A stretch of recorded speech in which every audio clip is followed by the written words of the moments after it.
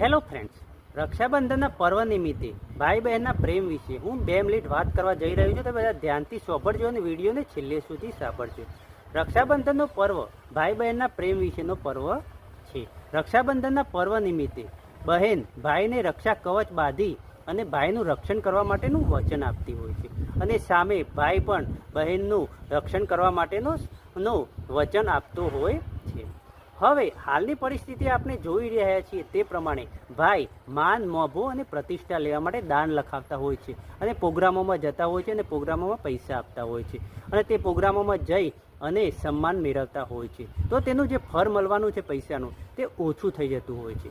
પરંતુ જો તે જ અમાઉન્ટ અથવા તે જ રકમ બહેનના વિકાસ અર્થે અથવા બહેનને મદદરૂપ થવામાં જો વાપરવામાં આવે તો તેનું ફળ વધારે મળતું હોય છે અને ભગવાન પૈસા પણ સારા એવા આપતો હોય છે.